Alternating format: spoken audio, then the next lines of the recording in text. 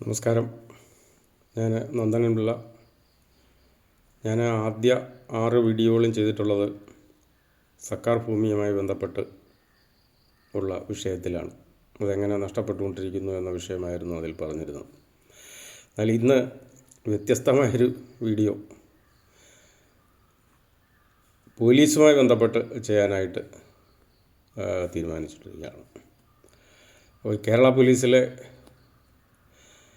Number 1 പോലീസാണ് നമ്മുടെ police എന്നാണ് നമ്മുടെ ഭരണകൂടവും ഭരണകർത്താക്കളും ഒക്കെ അവകാശപ്പെടുന്നത്.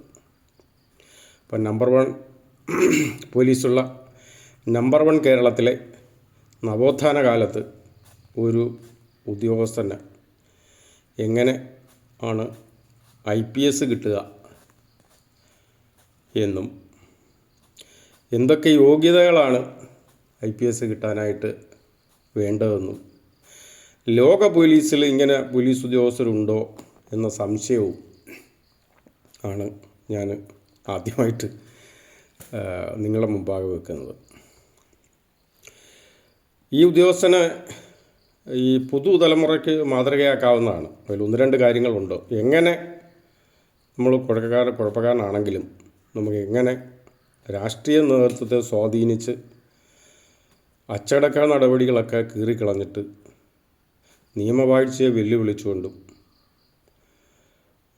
IPS ഒപ്പിക്കാം, അല്ലെങ്കിൽ എല്ലാ പ്രൊമോഷനുകളും എങ്ങനെ നേടാം. ഇനി പിരിച്ചു വിടപ്പെട്ട പോലീസ് ഉദ്യോഗസ്ഥർക്കും ഇത് മാതൃകയാക്കാവുന്നതാണ്. കാരണം അവർ വിചാരിക്കും ഇത് കേൾക്കുമ്പം ഇങ്ങനെയും പോലീസ് ഉദ്യോഗസ്ഥരുണ്ടോ, പിന്നെ എന്തിനാണ് ഞങ്ങളെ പിരിച്ചു വിട്ടതെന്ന്. അപ്പോൾ അതുകൊണ്ട് അദ്ദേഹത്തിൻ്റെ വിലാസം ഞാനെന്ന് പറയാം, വേണ്ടവർക്ക് അദ്ദേഹത്തെ ബന്ധപ്പെടാം. കാരണം വളരെ വൈറ്റലായ ഇൻഫർമേഷൻസ് ഇതൊക്കെ ഒപ്പിക്കാമെന്നുള്ളത് സംബന്ധിച്ച് അദ്ദേഹം നിങ്ങൾക്ക് പകർന്നു തരുന്നതായിരിക്കും. അദ്ദേഹത്തിൻ്റെ പേര് B. അശോകൻ എന്നാണ്. കൊല്ലം ആശ്രാമം സ്വദേശിയാണ്. ഇപ്പോൾ തിരുവനന്തപുരത്ത് വേട്ടമുക്ക് ഭാഗത്ത് കൂട്ടംവിള കൂര 19 എന്ന് പറയുന്ന മേൽവിലാസമാണ്. KTDCയിലെ നിയമനവുമായി ബന്ധപ്പെട്ട് അദ്ദേഹത്തിൻ്റെ അപേക്ഷയിൽ ലഭ്യമാക്കിയിട്ടുള്ളത്. അപ്പോൾ KTDCയിൽ ഇത്രയും യോഗ്യതകളുള്ള ഒരാളെ സർവീസിൽ സഹിച്ചു. കൊല്ലം, പത്തനംതിട്ട, തിരുവനന്തപുരം റൂറൽ. കൊല്ലം റൂറലാണ്. ഈ 3 ജില്ലകളിൽ ജില്ലാ പോലീസ് മേധാവിയായി സ്ത്രീകളുടെയും കുട്ടികളുടെയും കണ്ണീര് ഒപ്പി യാത്ര തുടർന്ന അദ്ദേഹത്തെ സർവീസിന് ശേഷവും സർക്കാർ വെറുതെ വിട്ടില്ല. KTDCയിലെ ചീഫ് വിജിലൻസ് ഓഫീസറായിട്ട് നിയമിച്ച് അവിടെ സർവീസിൽ കണ്ടിന്യൂ ചെയ്ത് വരിക ചില സംഭവങ്ങൾ അവിടെ ഉണ്ടായി. ഏതായാലും അദ്ദേഹത്തിൻ്റെ ഈ അച്ചടക്ക നടപടികളെല്ലാം ചെറിയ പോലീസിലെ കഥകളല്ല. അത് നമുക്ക് ഒരു മഹാസാഗരം പോലെയുള്ള ഇതിഹാസ കഥയാണ്, കൊച്ചു കഥകളല്ല. ചില ചെറിയ സംഭവങ്ങൾ പറഞ്ഞ് നമ്മൾ ശിക്ഷിക്കാറുണ്ട്. അതൊക്കെ രാഷ്ട്രീയ നേതൃത്വത്തിന് താല്പര്യമില്ലാത്തവരാണ് ഇങ്ങനെയൊക്കെയുള്ള പരിപാടിപ്പെടുത്തി പ്രൊമോഷനുമൊക്കെ തടയുന്നത്. ഇതൊരു മഹാസാഗരമാണ്.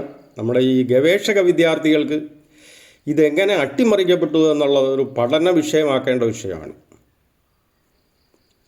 അല്ലെങ്കിൽ നമ്മുടെ സിസ്റ്റത്തിൽ എവിടെയൊക്കെ എന്തൊക്കെ തകരാറുണ്ടെന്ന് നമുക്ക് മനസ്സിലാവും. ഏതായാലും ഇദ്ദേഹത്തിന് IPS മുമ്പ് പലരും നിഷേധിച്ചിരുന്നു, കൊടുക്കാൻ സന്നദ്ധത താല്പര്യമില്ലായിരുന്നു. ഇദ്ദേഹം ഔദാര്യത്തിലാണ് സർവീസിൽ തുടരുന്നതെന്നും ഇദ്ദേഹം DYSP സ്ഥാനത്തും സർക്കിൾ ഇൻസ്പെക്ടർ സ്ഥാനത്തേക്കൊക്കെ തരം താഴ്ത്തപ്പെട്ട ഉദ്യോഗസ്ഥനുമൊക്കെ എല്ലാ കഥകളും നിങ്ങൾ ഇതിൽ കുറച്ചൊക്കെ ഞാൻ ഈ ഇതിഹാസത്തിൻ്റെ ഇടയിൽ നിന്ന് ചില അക്ഷരങ്ങൾ ഞാൻ കൂട്ടിച്ചേർക്കാൻ ശ്രമിക്കുകയാണ്. അപ്പോൾ എല്ലാ കാര്യങ്ങളൊന്നും ഇതിൻ്റെ ഇടയിൽ ഒരു വീഡിയോയിൽ പറഞ്ഞ് 1-2 വീഡിയോ ആയിട്ടോ അല്ലെങ്കിൽ 1-2 3-4 വീഡിയോ ആയിട്ടൊന്നും പറയാൻ നമുക്ക് പറ്റില്ല. അപ്പോൾ അങ്ങനെയുള്ള ഒരു പ്രതിഭയാണ്. ഇല്ലെങ്കിൽ നമ്മളീ പറയുന്ന വെസ്റ്റേൺ ഗാർഡ്സുമായിട്ട് ചേർന്ന് കിടക്കുന്ന ഈ 3 ജില്ലകളിൽ കേരള പോലീസിൽ ജില്ലാ പോലീസ് മേധാവിയായിട്ട് നിയമനങ്ങളൊന്നും കൊടുക്കാറില്ല. പ്രത്യേകിച്ച് നവോത്ഥാന കാലമാണ്. അപ്പോൾ നവോത്ഥാന കാലത്ത് ഒരു കാരണവശാലും അങ്ങനെ സംഭവിക്കത്തില്ല. ഞാൻ ആദ്യ ഒരു ഇൻസിഡൻറ്റ് അദ്ദേഹവുമായി ബന്ധപ്പെട്ട അച്ചടക്ക നടപടി ആദ്യം സ്വീകരിക്കുന്നത് അദ്ദേഹം കുമ്പള എന്ന് പറയുന്ന കാസർഗോഡ് ജില്ലയിലെ സർക്കിൾ ഇൻസ്പെക്ടറായിട്ട് ജോലി ചെയ്യുന്നത്. പറയാം, ഇയാൾ ആമുഖമായിട്ട് തന്നെ ഇയാൾ പിന്നെ ഡയറക്റ്റ് സർക്കിൾ ഇൻസ്പെക്ടറായിട്ട് സർവീസിൽ കയറിയ ആളാണ്. അപ്പോൾ അവിടെ സർക്കിൾ ഇൻസ്പെക്ടർ ആയിരിക്കെ ഇദ്ദേഹം നാഷണൽ ഹൈവേയിൽ NH വാഹന പരിശോധനയ്ക്കായിട്ട് ഇറങ്ങി. അപ്പോൾ അതുവഴി പോയ ഇബ്രാഹിം B. അടൂർ ഇദ്ദേഹം എന്ന് പറയുന്ന Mangalapuram city corporation municipal commissioner, Mangalapuram city corporation municipal commissioner വാഹനം ഇദ്ദേഹം തടഞ്ഞു നിർത്തി, ഔദ്യോഗിക വാഹനമാണ്, തടഞ്ഞു നിർത്തി പരിശോധിച്ചു. അങ്ങനെ പരിശോധനയിൽ ഇദ്ദേഹം കൈക്കൂലി വാങ്ങിച്ചു. സ്വന്തം സാമ്രാജ്യമായ കുമ്പള വഴി മംഗലാപുരം മുനിസിപ്പൽ കമ്മീഷണർ കടന്നു പോകണമെങ്കിൽ നാട്ടുരാജാവായ അശോകന് കൈക്കൂലി കൊടുക്കാതെ പോകാൻ പറ്റില്ല. പക്ഷേ ഈ കൈക്കൂലി കൊടുത്തെങ്കിലും കൈക്കൂലിയെ കൊടുത്തു. അദ്ദേഹം ഇതിൻ്റെ പുറകെ പോയി. അദ്ദേഹം ഒരു പരാതിയെ കൊടുത്തു. സർക്കാർ അതിൽ അന്വേഷണം പ്രഖ്യാപിച്ചു. അന്വേഷണത്തിൽ അദ്ദേഹത്തിൻ്റെ 2 ഇൻക്രിമെൻറ്റ് വിത്ത് ക്യുമുലേറ്റീവ് എഫക്റ്റായിട്ട് സർക്കാർ എടുത്തു. അപ്പോൾ IPSനുള്ള ആദ്യ യോഗ്യത കൈക്കൂലി വാങ്ങിക്കുകയാണെന്നുള്ളത് നമുക്ക് ഈ എൻക്വയറിയിൽ നിന്നും തീരുമാനിക്കാവുന്നതാണ്. അപ്പോൾ അങ്ങനെ ഇദ്ദേഹം പിന്നെ ഇങ്ങനെയുള്ള നടപടി സ്വീകരിച്ചെങ്കിലും ഇദ്ദേഹത്തിന് നടപടി കൈക്കൂലി വാങ്ങിയെന്ന് മാത്രമല്ല, ഒരു വാഹനം അങ്ങനെ വരുന്നൊരു വാഹനം പരിശോധിക്കാൻ പോലുമുള്ള, കാരണം ഒരു പെറ്റി അടിക്കണമെങ്കിൽ മോട്ടോർ വെഹിക്കിൾ റൂൾസ് പ്രകാരം അത് ഓണേഴ്സ് പെർമിറ്റോ മറ്റു വാഹനങ്ങൾ, ഇപ്പോൾ ടാക്സി ആണെങ്കിൽ മാത്രമേ വണ്ടി കൈ കാണിച്ച് നിർത്തി രേഖ ആവശ്യപ്പെടാൻ പറ്റത്തുള്ളൂ. ഇല്ലെങ്കിൽ നമുക്ക് 30 ദിവസം നോട്ടീസ് കൊടുക്കാനേ പറ്റും. ആ രേഖകൾ അദ്ദേഹം ഹാജരാക്കിയില്ലെങ്കിൽ മാത്രമേ ഒരു ഫൈനിലേക്കൊക്കെ കിടക്കാൻ പറ്റത്തുള്ളൂ. എന്തായാലും ഈ വാഹന പരിശോധനയും കൈക്കൂലിയും എല്ലാം കൂടെ ചേർത്ത് എന്തായാലും 2 ഇൻക്രിമെൻ്റ് അവിടെ അദ്ദേഹത്തിന് പോയി കിട്ടി. എന്തായാലും ഈ ഇൻക്രിമെൻ്റൊക്കെ എടുക്കുന്നത് നവോത്ഥാന കാലത്തല്ല, അത് നമ്മൾ പ്രത്യേകം ശ്രദ്ധിക്കേണ്ടതാണ്. അപ്പം രണ്ടാമത് സംഭവം വരുന്നത് അദ്ദേഹം കാസർഗോഡ് സ്പെഷ്യൽ ബ്രാഞ്ച് DYSP ആയിട്ട് നിയമിതനായി. അപ്പോൾ അവിടെ ഒരു ഫ്ലാറ്റിൽ അദ്ദേഹം ആക്കിയിരുന്നു. അപ്പം ആ ഫ്ലാറ്റിൻ്റെ ഉടമയായ സ്ത്രീയെ രാത്രിയിൽ 12 മണിക്ക് വിളിച്ചിട്ട് അദ്ദേഹത്തിനുമായിട്ട് ലൈംഗിക ബന്ധത്തിൽ ഏർപ്പെടണം, ഇല്ലെങ്കിൽ വനിതാ പോലീസുകാരെ കൊണ്ടുവന്ന് അറസ്റ്റ് ചെയ്തുകൊണ്ട് പോകുമെന്നും അവർക്കെതിരെ കളവായിട്ട് മാധ്യമങ്ങളിൽ ഉൾപ്പെടെ വിവരം നൽകുമെന്നും അത് അവർ നിഷേധിച്ചതിനെ തുടർന്ന് അവരുടെ ഒരു ബന്ധുവിനെ 2 ദിവസങ്ങളിലായിട്ട് 27/7/99, 6/8/99 എന്നീ തീയതികളിൽ അറസ്റ്റ് ചെയ്ത്, സ്പെഷ്യൽ ബ്രാഞ്ച് DYSP ആണ്, അവിടെ അറസ്റ്റും നാടകങ്ങളൊന്നും സാധാരണഗതിയുള്ള സ്ഥലമല്ല, അറസ്റ്റ് ചെയ്ത് കൊണ്ടുപോയി പുള്ളിയിൽ നിന്നൊരു കുറ്റസമ്മത മൊഴി, അതായത് ഈ യുവതിയുമായിട്ട് അവിഹിത ബന്ധം ഉണ്ട് എന്നൊരു കുറ്റസമ്മത മൊഴി തരണമെന്നാവശ്യപ്പെട്ട് മണിക്കൂറുകൾ അവിടെ കൊണ്ടു നടക്കുകയും ഈ പാവപ്പെട്ടവനെ പോലീസ് വാഹനത്തിൽ കയറ്റി അശോകൻ താമസിക്കുന്ന ക്വാർട്ടേഴ്സിൽ ഉൾപ്പെടെ കൊണ്ടു നടന്ന് പ്രദർശിപ്പിക്കുകയും അയാളുടെ ഡ്രൈവിംഗ് ലൈസൻസും പാസ്പോർട്ട് ഉൾപ്പെടെയുള്ള രേഖകൾ പിടിച്ചെടുക്കുകയും ഈ യുവതിക്കെതിരെ ഒരു പരാതി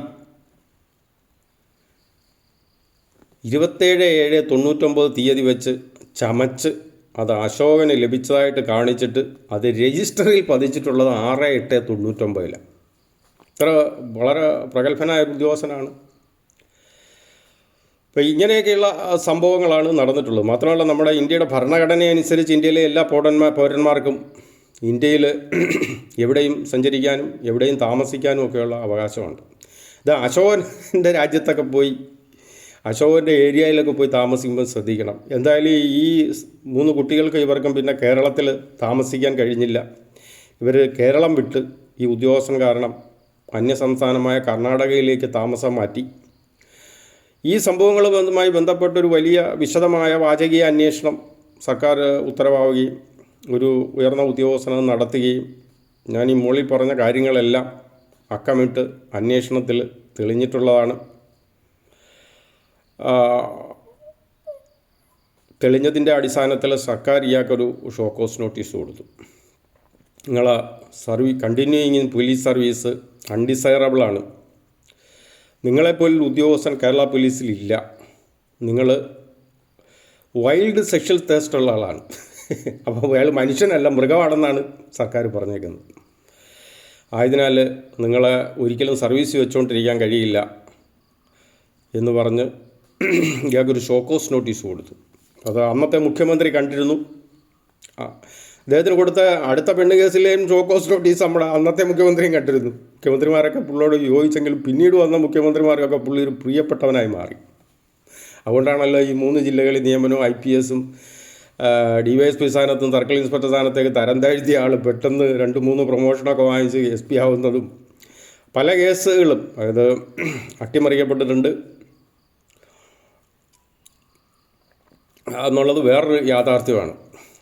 എന്തായാലും ഈ ഷോക്കോസ് നോട്ടീസ് കിട്ടിയ ഇദ്ദേഹം വളരെ പെട്ടെന്ന് തന്നെ കേരള ഹൈക്കോടതിയിൽ ഒരു പെറ്റീഷനുമായിട്ട് മൂവ് ചെയ്യപ്പെട്ടു. ആ പെറ്റീഷൻ്റെ നമ്പർ 19-849/2005 എന്നാണ്. ആ പെറ്റീഷനിൽ സർക്കാർ സത്യവാങ്മൂലം ഫയൽ ചെയ്തു. സത്യവാങ്മൂലത്തിൽ ഈ ഉദ്യോഗസ്ഥൻ പോലീസ് സർവീസിൽ യോഗ്യനല്ല എന്നും കണ്ടിന്യൂ ചെയ്യുന്നത് അപകടകാരിയാണെന്നും ഉൾപ്പെടെയുള്ള നിരവധി കാര്യങ്ങൾ രേഖപ്പെടുത്തിക്കൊണ്ട് സർക്കാർ കൊടുത്ത സത്യവാങ്മൂലം ഫയലിൽ സ്വീകരിച്ചുകൊണ്ട് ഇയാളുടെ പെറ്റീഷൻ കേരള ഹൈക്കോടതി തള്ളിയിട്ടുള്ളതാണ്. എന്നാലും ഗവൺമെൻറ് ഇതിലൊരു ലീനിയൻ്റ് വ്യൂ എടുത്തിട്ട് ഇയാളെ DYSP സ്ഥാനത്തു നിന്ന് സർക്കിൾ ഇൻസ്പെക്ടർ സ്ഥാനത്തേക്ക് തരം താഴ്ത്തിയിട്ടുള്ളതാണ്. എന്തായാലും സർക്കാരൊക്കെ മാറി, നമ്മുടെ പുരോഗമന ചിന്താഗതിയുള്ള സർക്കാർ അധികാരത്തിൽ വന്നു.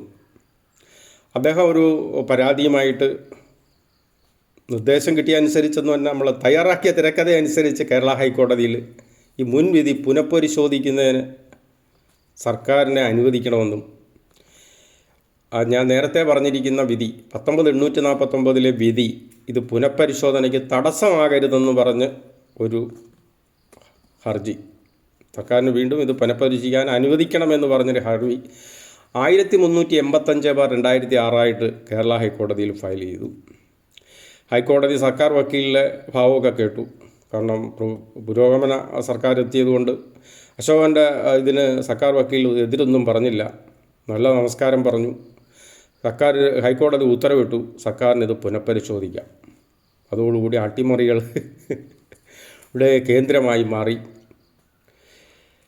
രണ്ടാമത്തെ മറ്റൊരു പെണ്ണ് കേസ് വരുന്നത് ഇദ്ദേഹം മണ്ണാർക്കാട് സർക്കിൾ ഇൻസ്പെക്ടറായിരിക്കുമ്പോൾ പരാതി അന്വേഷിക്കാൻ പോയ യുവതിയെ ഒരു കേന്ദ്ര ഗവൺമെൻറ് സർവീസിലുള്ള ഉദ്യോഗസ്ഥൻ്റെ ഭാര്യയായിരുന്നു. അവർക്ക് കുട്ടിയുണ്ടായിരുന്നു. ഈ കുട്ടിയെയും അവരെയും കൂടെ ഒരു സുപ്രഭാതത്തിൽ അടിച്ചു മാറ്റി കൊണ്ടുവന്ന് കൂടെ താമസിപ്പിച്ചു. പിന്നീട് സ്ത്രീധനം ചോദിച്ചു. കൂടുതൽ സ്ത്രീധനം ആവശ്യപ്പെട്ട് അവരെ പീഡനം ആരംഭിച്ചു. അവർ സിവിൽ കേസ് ഫയൽ ചെയ്തു, ക്രിമിനൽ കേസ് ഫയൽ ചെയ്തു. ഇതെല്ലാം ബഹുത കോടതികൾ, കൽപ്പറ്റ കോടതികളിൽ ഉണ്ടായിരുന്നു. എന്തായാലും അതിലും ഇവർക്ക് അന്നത്തെ മുഖ്യമന്ത്രി ഒരു പിരിച്ചുവിടൽ നോട്ടീസ് കൊടുത്തു. അതും നമ്മളെ പിന്നീട് വന്ന സർക്കാർ ആവിയാക്കി. യുവതി തെറ്റിപ്പിരിഞ്ഞു പോയി, അവരുടെ ജീവിതം അനാഥമാക്കി. ഇതിൽ കൂടുതൽ പറയാനുള്ള നമ്മളെ വീഡിയോ തീരില്ല. അതുകൊണ്ട് മറ്റൊരു സംഭവം കണ്ണൂർ SP-ക്കെതിരെ അപകീർത്തികരമായ പരാമർശം നടത്തുന്നതുമായി ബന്ധപ്പെട്ടാണ്. അതിലും ഇൻക്രിമെൻ്റ് പോയി. മറ്റൊരു സംഭവം ഞാൻ നൽകിയ 2 വിജിലൻസ് റിപ്പോർട്ടുകളും ഒരു വിജിലൻസ് കേസും തിരുത്തിയതുമായി ബന്ധപ്പെട്ട സർക്കാരിൽ 3 ഇൻക്രിമെൻ്റ് ഈ ഉദ്യോഗസ്ഥന് നഷ്ടപ്പെട്ടു. ഈ വിജിലൻസ് കേസിലെ ഏറ്റവും വലിയ തമാശ, ഞാനതിൻ്റെ അന്വേഷണം പൂർത്തിയാക്കിയിട്ടാണ് അവിടെ നിന്ന് മടങ്ങിപ്പോയത്. പിന്നീട് ഇത് കോടതിയിലെത്താൻ 5.5 വർഷം എടുത്തു. അപ്പോൾ തിരുവിതാംകൂർ ദേവസ്വം ബോർഡുമായി ബന്ധപ്പെട്ടൊരു കേസായിരുന്നു. അപ്പോൾ ആ കേസ് കോടതിയിൽ ഞാൻ പോയി മൊഴി കൊടുത്തിരുന്നു. അന്വേഷണ ഉദ്യോഗസ്ഥൻ എന്ന നിലയിൽ ഞാൻ മാത്രമാണ് ആ കേസിലേക്ക് പ്രധാന സാക്ഷിയായിട്ട് വന്നിട്ടുള്ളൂ. എനിക്ക് ശേഷം അന്വേഷിച്ചവരാരും തന്നെ കേസിൽ സാക്ഷിയായിട്ടില്ല. ഈ 5.5 വർഷം ഈ കേസിൻ്റെ ഫയൽ അന്വേഷണം ചെയ്യുന്ന കേസ് എന്തിനാണ് അശോകം ഈ കേരളത്തിലെ വിജിലൻസിൻ്റെ ഏറ്റവും വലിയ ഓഫീസിൽ കാത്തു സൂക്ഷിച്ചത്, അല്ലെങ്കിൽ അവിടെ പെട്ടിയിൽ അടുക്കി വെച്ചിരുന്നതെന്ന് അറിയില്ല. എല്ലാം ദുരൂഹമായ പ്രവൃത്തികളായിട്ട് നമുക്ക് കണ്ടെത്താവുന്നതാണ്. ഞാനീ പറഞ്ഞ സംഭവത്തിൽ 3 ഇൻക്രിമെൻ്റ് പോയി. ഇത്രയോ കുഴപ്പമുള്ള ആളാണെന്ന് കാണിച്ച് ഞാൻ നമ്മുടെ ഇപ്പോഴത്തെ മുഖ്യമന്ത്രിക്ക് ഒരു കത്ത് കാസർഗോഡ് നർക്കോട്ടിക് സെല്ലാണോ ഭരണവിഭാഗം DYSP ആയിരിക്കുമ്പോൾ ഈ കാര്യങ്ങളെല്ലാം കാണിച്ചൊരു കത്ത് അദ്ദേഹത്തിന് നൽകിയിരുന്നു. എന്തായാലും ശരി, അദ്ദേഹത്തെ കത്ത് കിട്ടിയതിന് ശേഷം അദ്ദേഹം വെച്ചടി കയറിപ്പോയി. കാരണം അദ്ദേഹം പിന്നെ പല വീണ്ടും അദ്ദേഹം കൊല്ലം റൂറൽ SP ആയിരിക്കുമ്പോഴാണ് കൊടുത്തതെന്ന് തോന്നുന്നു. അതിനുശേഷം പല ജില്ലകളിലും SP ആയി. സ്ത്രീകളോടും കുട്ടികളോടുമുള്ള സർക്കാരിൻ്റെ പ്രത്യേക പരിഗണന ഈ കാര്യങ്ങളിലെല്ലാം ഉണ്ടായിരുന്നു. മാത്രമല്ല, അദ്ദേഹത്തെ വിട്ടില്ല. ഇത്രയും പ്രഗത്ഭനായ ഒരു ഉദ്യോഗസ്ഥനെ സംസ്ഥാനത്തുള്ളപ്പോൾ അദ്ദേഹത്തിൻ്റെ സേവനം റിട്ടയർ ചെയ്തതിന് ശേഷം KTDCയിലേക്ക് സർക്കാർ നൽകി. KTDCയിൽ അപേക്ഷ ക്ഷണിച്ച് പലരും അപേക്ഷ നൽകിയെങ്കിലും അവരുടെ ആർക്കും ഇല്ലാത്ത ചില യോഗ്യതകൾ, ഞാനീ പറഞ്ഞ യോഗ്യതകൾ കേരള പോലീസിലോ ലോക പോലീസിലോ വേറെ ആർക്കും ഇല്ലാത്ത യോഗ്യതകൾ ഇദ്ദേഹത്തിന് ഉണ്ടെന്ന് കണ്ട സർക്കാർ അല്ലെങ്കിൽ ആ ബോർഡ് ഇദ്ദേഹം ഈ പോസ്റ്റിന് അപേക്ഷ കൊടുത്തിട്ടുണ്ടെന്ന് അറിഞ്ഞ് സ്വയം ഇൻ്റർവ്യൂവിന് പോകാത്തവരുണ്ട്. കാരണം അദ്ദേഹത്തിൻ്റെ മുന്നിൽ കോമ്പീറ്റ് ചെയ്യാനുള്ള ക്വാളിറ്റിയും ക്വാളിഫിക്കേഷനും ഒന്നും ഇല്ലയെന്ന് അറിഞ്ഞ് സ്വയം ഇൻ്റർവ്യൂവിന് പോകാത്ത ഉദ്യോഗസ്ഥരും അപേക്ഷ കൊടുത്തവരിലുണ്ട്. ഞാനതിലൊരാളായിട്ട് സംസാരിക്കുകയും ചെയ്തിരുന്നു. കാരണം ഇയാൾ അപേക്ഷ കൊടുത്തു കഴിഞ്ഞാൽ പിന്നെ ആർക്കും അവിടെ ഇതില്ലാന്നവർക്ക് ഇൻ്റർവ്യൂവിന് മുമ്പ് തന്നെ പലർക്കും അറിയാമായിരുന്നു. എന്തായാലും മുകളിൽ പറഞ്ഞ യോഗ്യതകൾ വെച്ച് KTDCയിൽ ഈ ഉയർന്ന ഒരു അപ്പോയിൻമെൻറ്റ് കമ്മിറ്റി എന്നോ അല്ലെങ്കിൽ ഇൻ്റർവ്യൂ നടത്തിയ കമ്മിറ്റി ഇത്രയും യോഗ്യതകളൊക്കെ ഉള്ളത് പരിഗണിച്ച് അദ്ദേഹം അല്ലാതെ മറ്റാരെയും വേറൊരു ചോയ്സ് അവരുടെ മുന്നിലില്ലായിരുന്നു. അവർ KTDCയിൽ ഇയാളെ നിയമിച്ചു. നമ്മൾ ഈ അണ്ണാ മൂത്താലും മരം കയറ്റം ബാക്കില്ല എന്ന് പറഞ്ഞ പോലെ അവിടെയും പോയി പുള്ളി ഇതേ പണി തന്നെ തുടർന്നു. അവിടുത്തെ ജോലിക്കാരിയായ പെൺകുട്ടിയെ നിരന്തരം ശല്യം ചെയ്യലായി. അവരതിൻ്റെ വീഡിയോ ക്ലിപ്പിങ്ങൾ ഉൾപ്പെടെ പരാതി കൊടുത്തു. ആ പരാതിയുടെ അടിസ്ഥാനത്തിൽ എന്തോ ഒരു മാറ്റി നിർത്തിയതായിട്ടൊക്കെ അറിവുകളുണ്ട്. എന്തായാലും ശരി, ഈ തുടർന്നും ഈ നവോത്ഥാന കാലത്ത് ഈ മഹാപ്രതിഭയുടെ സേവനം KTDC ഒഴിവാക്കരുത്.